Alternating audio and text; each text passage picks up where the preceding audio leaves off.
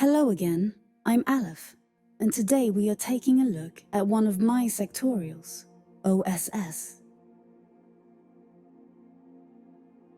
What is unique about this sectorial is our partnership with the Bounty Hunter Syndicate, the operating of state-of-the-art semi-autonomous support units, an array of high-quality specialists. Known as a hacking apex predator for the multiple WIP-15 hackers it has access to, and most notably, the Asura with its multispectral visor level 3. The bulk of your troopers being hackable, thus open to counter-hacking operations, so be mindful of that. One of the things that might interest you in this sectorial is its tags, which are both unique. I'm going to present first the strengths of OSS.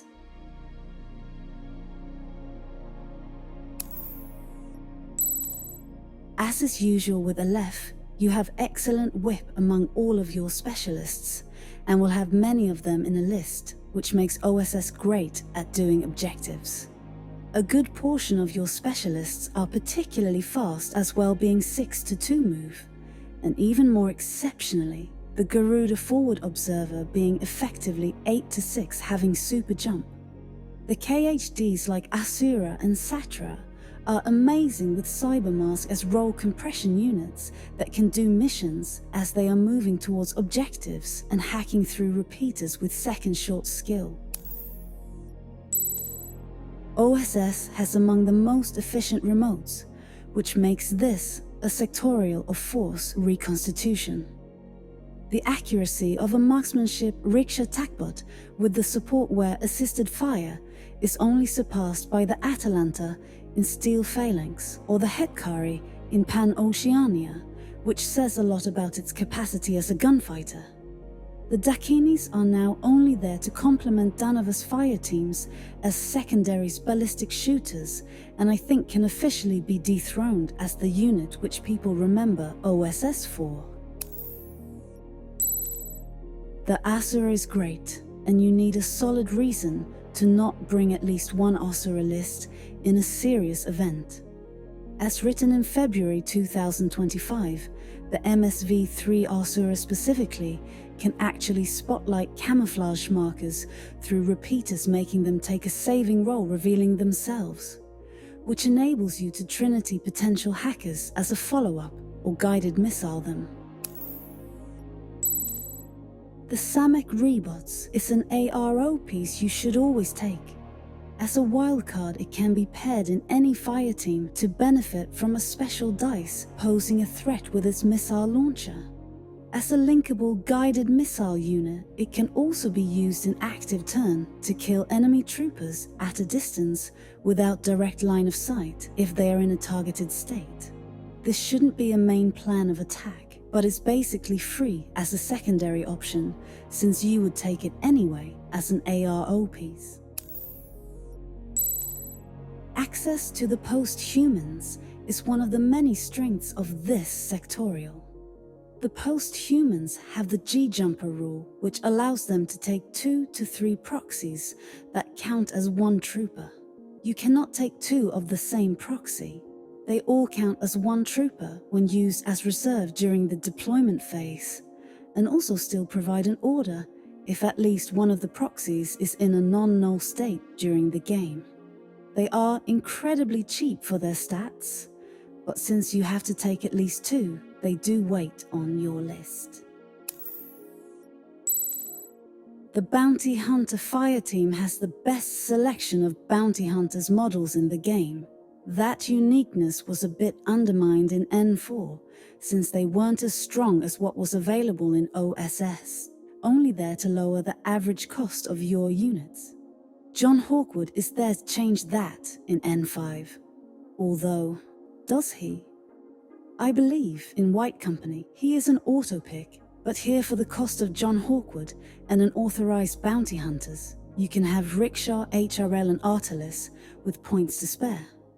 The Rickshaw HRL with +1 special dice is worse on its own than Hawkwood, but once it gets marksmanship, it is a better ARO that takes 3 wounds to die instead of 2, and can be repaired with its fire teammate, the Artalis engineer. Hawkwood is a better turn 1 ARO, so it really depends on how important that fact is in your game plan. The better bounty hunter here in Operation Subsection is Father Lucian Sforza, authorized bounty hunter. People always questioned whether he is actually good or not, but since the release of N5, it gained immunity arm which paired with his dogged can make for a great push using hollow projectors. The FTO variant is great to use, both as a decoy for your lieutenant and giving link bonuses for any of the ARO bounty hunters pieces, such as the Acrylat Kanan bounty hunter, Miranda Ashcroft, or on the more expensive side, John Hawkwood. You need to place your actual lieutenant close to Sforza's fire team to actually make it impossible to tell which is the actual lieutenant, even with the knowledge of this trick. Where it really stood out for me, though, is the non-FTO profile, where I can potentially hide, going second, the presence of a Garuda in my list by presenting 15 troopers with the hollow projector and hollow mask rule. Just make sure to not present 16 troopers by using all 3 hollow projections, which would make its presence obvious. You can take up to 3, but 2 often is enough. Now for the weaknesses of Operation Subsection. Despite having access to an MSV-3 unit, you do not have the possibility to shoot through smoke by your own actions. The absence of smoke in this sectorial is a big down you need to work with, and the only visibility control you have is an expensive Yedu trooper profile you can't afford to duo in most lists. Units in this sectorial are really efficient, but do cost accordingly. This makes lists harder to round out without resorting to cheap cheerleaders. You don't have any cheap lieutenant options either. Most of them are troopers you wouldn't want 2 of in any list. This makes having a decoy or chain of command for safety a burden on your points. You could go for an obvious lieutenant in certain missions, but it's usually a thing to avoid. Most factions cover this flaw easily by having a cheap low 10 points lieutenant and a double to use as a decoy. Torchlight gets the cheapest chain in command in the game, but there's no such thing as cheap here. I only hire the best in my forces.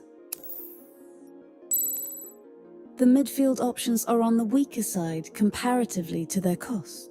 Dart is good in offense, but rather bad in defense, and would be better off as a hidden deployment trooper rather than a camouflage one. Andromeda on the other end can actually serve well in defense, but is fairly expensive and fragile.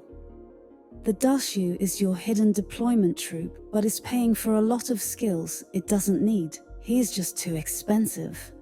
The usual trooper you would use for defense is the Naga mine layer, but I would only take him if the mission strongly encourages you to contest the midfield at deployment. OSS has better defensive tools for the cost than them.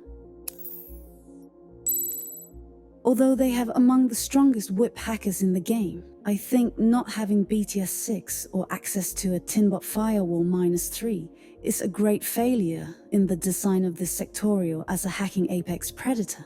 Their hackers are really banking on that one extra whip, which is only going to make a difference 5% of the time. Higher BTS or Tinbot's firewall would make them more resilient in all instances rather than sometimes. I find hacking options like a moderator hacker in Bakunin paired with a Tinbot firewall -6 Riot Girl more resilient despite being whip 13 instead of 15. Same with Torchlight Brigade with the Waver Rider and Psychop, both BTS 6, that can be paired with a Silverstar Tinbot firewall -3. What OSS is better at is pressing buttons. Their hackers are vulnerable to an alpha strike of pitchers and KHDs. That's where a Dasu KHD would be useful if it wasn't so expensive. That fragility is obviously not the case with the Asura, of course. I would recommend taking a duo of Rickshaw HRL and an Artalis engineer supported by a Probot Avo hacker in all of your lists. Other units I would strongly consider are a Garuda Attackbots, the Satra KHD, Father Lucian Sforza, a Samic Rebus, and at least one Asura list in any event. Thank you for watching until the end, and I hope this video has been useful to you. I'm looking forward for your comments, and I'm really glad to help in any way I can if you have questions. My next video is a joint project where some members of the community help me break down all the factions into a short summary. There should be a tactical video sometime after about how exactly a game of OSS looks in more detail, with list examples. Until then, farewell, my precious humans.